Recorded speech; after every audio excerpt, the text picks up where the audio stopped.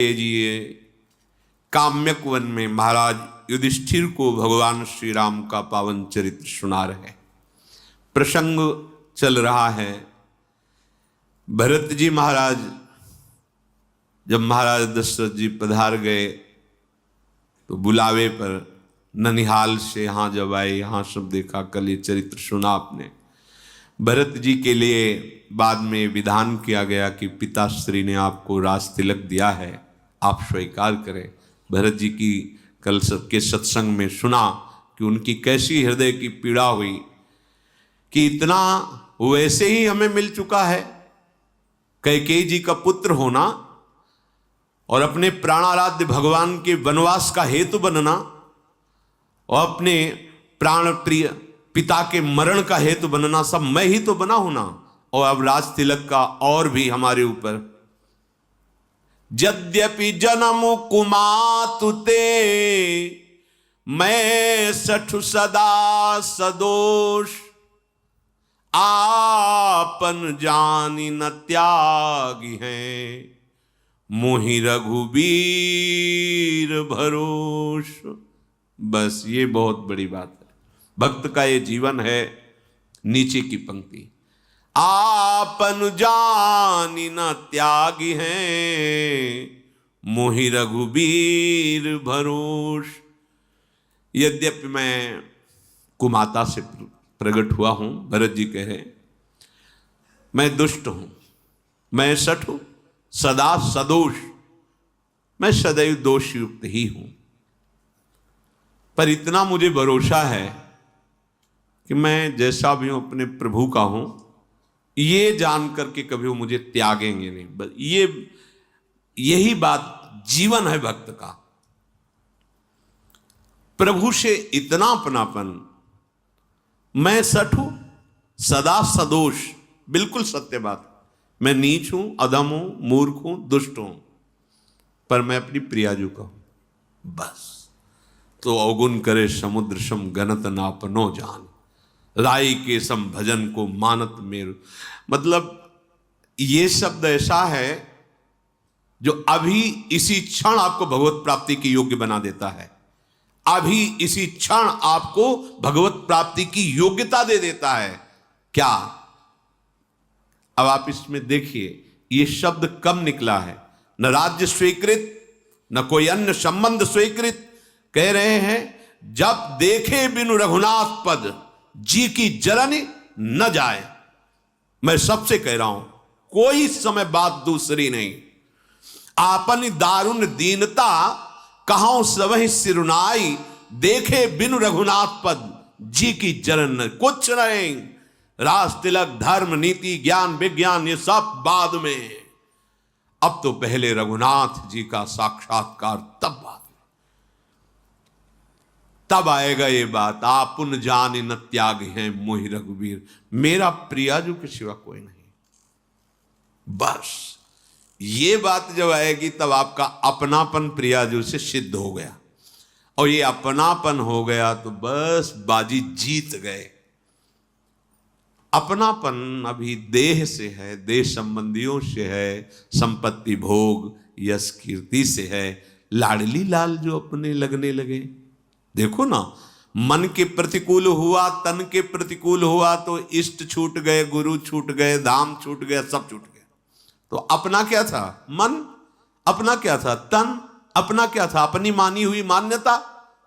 अगर अपना है श्री जी से तो श्री जी का धाम, श्री जी का नाम, श्री जी का रूप, श्री जी की लीला, और ये जिसने दिया है दाता को, हम कैसे? ये अपनापन, ये अभी इसी क्षण भगवत प्राप्ति की योग्यता प्रदान करता है, अपनापन। बड़े बड़े महापुरुषों से पूज्य श्री स्वामी राम सुखदास जी महाराज जी कहते हैं कि बहुत शोध करके, बहुत चिंतन करके बात समझ में आई कि इससे बड़ी कोई बात ही नहीं है कि मैं भगवान का हूं, भगवान मेरे, मैं सिर्फ भगवान का हूं और भगवान मेरे, इससे बड़ी कोई बात ही नहीं। स्वामी जी महाराज, बड़े बड़े महापुरुषों का अभी इसी क्षण सब बात बन जाए। अपनापन प्रभु को, आपन जानि न त्यागी हैं, मोहि रघुबीर भरोस। दो बातें, अपनापन जिससे है उसका दृढ़ भरोसा, बस। ये साधन भजन इसीलिए होता है, अपनापन। अपनापन हो गया ना, हमारी लाडली। जैसे प्रयागदास मामा जी गिरदा लगे हुए हैं, पलंग पे पड़े हुए, मौज विनोद में। जैसे कोई वैष्णव है, माँ कभी तुम्हें हम भजन करते हो तो देखते नहीं थे। है उनका भजन करे जिसको जरूरत है। हमारे जीजा राम जी और जिज्जी सिया जी, और क्या ये भजन का फल प्रकट हो गया। जैसे हरिराम व्यास जी, काहू के बल भजन को काहू के आचार, व्यास भरोसे कुंवरी के सोवत पांव पसार। सोवत पांव पसार, अब विश्राम को प्राप्त हो गए। मेरी लाडली, मेरी महारानी, बस ये जो मस्ती है तब जागृत होती है। अभी अपनापन श्री जी को हम नहीं दे पा रहे हैं, पर यदि हम ये प्रार्थना करते रहे श्री जी से और सत्संग में जो सुनते हैं उसके अनुसार चलने की चेष्टा करें तो अपनापन हो जाएगा, पक्का हो जाएगा। भरत जी की आंखों से अश्रु चल रहे और ऐसे वचन मंत्री, माता, गुरु, नगर और नगर के नर नारी सब भरत जी की बात सुनकर के सब सराहना करते हैं कि राम प्रेम का मूर्तिमान रूप श्री भरत जी हैं। अगर कोई ऐसा कभी कह दे कि इसमें भरत की थोड़ी भी सम्मति रही है तो पुरखों सहित तो करोड़ों कल्पों तक नरक भोग भोगेगा। भगवान वशिष्ठ जी ने कहा भरत राम की प्रेम की मूर्ति है। अगर कैकेयी की कुटिलता का आरोप कहीं कोई भरत पर कर दे जरा भी, तो करोड़ों कल्पों तक उसके पुरखे भी नरक पड़ेंगे। वशिष्ठ जी ने कहा अवश्य भरत, तुम जैसा कह रहे हो हम राजी हैं। संपूर्ण अयोध्या नगर के नर नारी राम दर्शन करना चाहते हैं। माताओं के भी हृदय प्राण व्याकुल हो रहे हैं और हम सब तुम्हारी इस बात से बिल्कुल सहमत हैं। सब पूरी अयोध्या में एक आनंद की लहर दौड़ गई, जैसे एकदम खेती सूख रही हो, वर्षा हो जाए, ऐसे सब भरत जी की तरफ देख रहे, बचा लिया बचा लिया। महाराज गुरु वशिष्ठ जी ने आदेश किया, सब प्रातः काल होते ही जहां प्रभु विराजमान वहां के लिए गमन करेंगे, इसलिए पूरी रात तैयारी की जाए, क्योंकि माताएं भी जाएंगी, नगर की नर नारियां भी। तो सारी व्यवस्था खान पान सुरक्षा की, चक्रवर्ती सम्राट की सेनाएं, कोई साधारण राजा थोड़ी, महाराज दशरथ सब भरत की सराहना करके कि बचा लिया, पूरी अयोध्या को बचा लिया। नहीं तो राम विरह में किस किस के प्राण चले जाते क्या पता। पर अब सबके जीने की आशा हो गई, क्योंकि भगवत दर्शन के लिए जा रहे हैं। रात भर सब तैयारियां होती रही, रथ घोड़े हाथी सब सैनिक जनों ने तैयारियां की। अब जब किसी को यह कह दिया जाता कि आप घर की रखवाली के लिए रहेंगे, तो ऐसा लगता मानो उसको मार दिया गया हो। जरऊ सुसंपत्ति सदन सुख, सुहृद मातु पितु भाई, सन्मुख होत जो राम पद, करे न सहेस सहाय। उस संपत्ति में आग लग जाए, उस घर में और सुख में माता पिता भाई बंधु रिश्ते नाते जो राम दर्शन में विरोध पैदा कर दे, जो प्रसन्नता पूर्वक राम दर्शन के लिए आदेश न करे, बड़ा हृदय जल जाता है उसका। जिसको कह देते हैं आप नगर की रक्षा के लिए रहो, ऐसा लगता मानो गला काट दिया। सुंदर सुंदर सवारियां सजाई गई, घोड़े हाथी, विविध प्रकार की खान पान की सामग्री। भरत जी ने हाथ जोड़ करके कुछ प्रधान जनों से कहा, देखो ये सब संपत्ति रघुनाथ जी की है और इसकी सुरक्षा और व्यवस्था अपने लोगों के ऊपर है। हमारे स्वामी की संपत्ति में कहीं भी कोई आंच नहीं आनी चाहिए, नहीं तो स्वामी द्रोह का पाप लगेगा। सब संपत्ति रघुपति के आही, जो बिनु जतन चलो तजिताही, तो परिणाम न मोर भलाई, पाप शिरोमणि साई दोहाई। इसलिए जिसके लिए जो गुरुदेव निर्णय करते हैं, यद्यपि बड़ा कठिन है कि सब दर्शन के लिए जा रहे हैं, उनको यहां रुकना पड़ेगा, पर उनको रुकना चाहिए और प्राणपण से अयोध्या की और संपत्ति की रक्षा करनी चाहिए, क्योंकि अयोध्या और संपत्ति हमारे स्वामी श्री राम की है, इसलिए वो राम सेवा होगी। सेवक वही है जो स्वामी की आज्ञा का पालन करे, चाहे कोई करोड़ों दोष क्यों न लगावे, पर अपने स्वामी के साथ कभी विश्वासघात न करे। ऐसा विश्वास पात्र सेवकों को भरत जी ने उपदेश किया। भरत जी की आज्ञा पर सब तत्पर थे। व्यवस्थापक, रक्षक, ये जो जिनको रखा हुआ अयोध्या में रहे। फिर भरत जी माता के पास गए, कौशल्या जी के पास, और सुंदर सुखासन पालकियां, उनमें माताओं को विराजमान किया। पूरी रात बीत गई थी नगर के लोगों को जागते हुए कि सुबह हो और राम दर्शन के लिए चले। सब पूरी अयोध्या उनकी सुरक्षा के लिए चतुरंगिणी सेना चक्रवर्ती सम्राट महाराज की, और फिर माताओं की पालकी।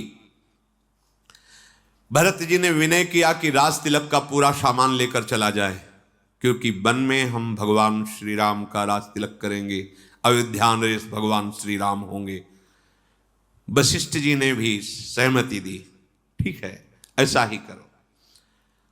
मंत्रियों ने वंदना करके तत्काल राज तिलक की जो तैयारी थी ही पहले राम जी के राज तिलक की, तभी तो वनवास मांगा गया, वो सब सामग्री वशिष्ठ जी और अरुंधति जी अग्निहोत्र की सामग्री लेकर स्वर्ण रथ पर विराजमान हुए।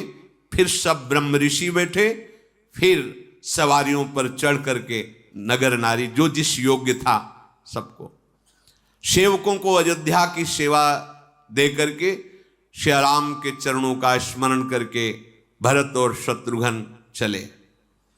सबके हृदय में अब बड़ा उल्लास है कि सिया राम लखन के दर्शन होंगे। लाखों हाथी हाथिनियां, चतुरंगिणी सेना भारी, पर भरत जी पैदल चल रहे हैं, भरत जी और शत्रुघ्न जी। माता जी कौशल्या जी अपनी पालकी भरत जी के समीप लाकर कहा, बेटा अभी तो बहुत दूर है जहां प्रभु विराजमान है, इसलिए तुम्हारी बलैया लेती हूं, तुम्हारी आज्ञा का पालन करो, रथ पर बैठ जाओ। अगर तुम नहीं बैठोगे तो सब नगरवासी पैदल चलेंगे, फिर सबको कष्ट होगा, इसलिए सबको सुख देने के लिए हमारी आज्ञा का पालन करो।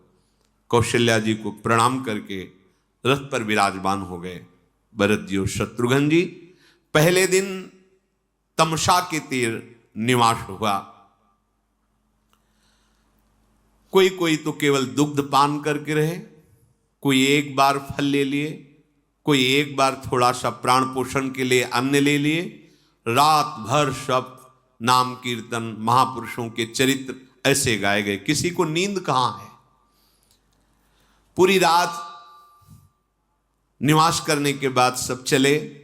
दूर से दिखाई दिया श्रृंगबेरपुर। निषाद राज गुह को उनके सेवकों ने सूचना दी कि अयोध्या नरेश की पूरी सेना आ रही है। वो तो दिखाई दे रहा था, चतुरंगिणी सेना तो थी ही रक्षा के लिए, क्योंकि राजमाताएं चल रही, पूरा वैभव, पूरे नगर नारी चल रहे।